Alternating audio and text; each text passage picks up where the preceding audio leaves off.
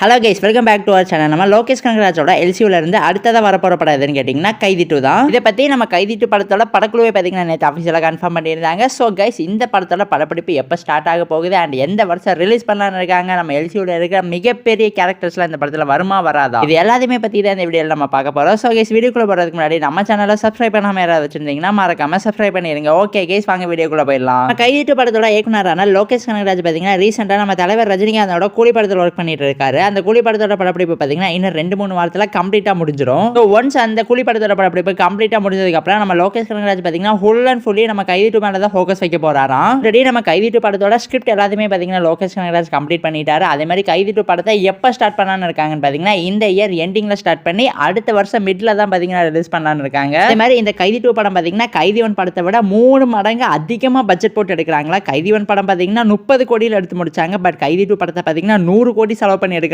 நம்ம கைதி 2 படம் பார்த்தீங்கன்னா ரொம்பவே கிராண்டா லார்ஜ் ஸ்கேல்ல வரும்னு எதிர்பார்க்கப்படுது. அண்ட் லோகேஷ் கனகராஜுமே நிறைய இன்டர்வியூல என்ன சொல்லியிருந்தாருன்னு பார்த்தீங்கன்னா எல்சியூல இருக்கிற மிகப்பெரிய கேரக்டர்ஸ் எல்லாத்தையுமே பார்த்தீங்கன்னா கைதி 2ல இறக்குவான்னு சொல்லியிருந்தாரு. ஸோ நம்ம எல்சியூல இருக்கிற மிகப்பெரிய கேரக்டர்ஸோட கேமியோ பார்த்தீங்கன்னா நம்ம கைதி 2 படத்தில் எக்ஸ்பெக்ட் பண்ணலாம். ரோலெக்ஸ் இருக்குன்னா வேற லெவலில் இருக்கிறோம். ரோலெக்ஸ் விசஸ் டெல்லி ஃபேஸ் ஆகுது தான் பார்த்தீங்கன்னா எல்லாருமே ரொம்ப நாளாக ஈகர வெயிட் பண்ணி எக்ஸ்பெக்ட் பண்ணி காத்துக்கிட்டு இருக்கோம். அதே மாதிரி நம்ம எல்லாத்துக்குமே ஒரு கேள்வி இருக்கும், நம்ம தளபதி விஜயோட லியோ கேரக்டர் கைதி 2க்குள்ள வருமானு.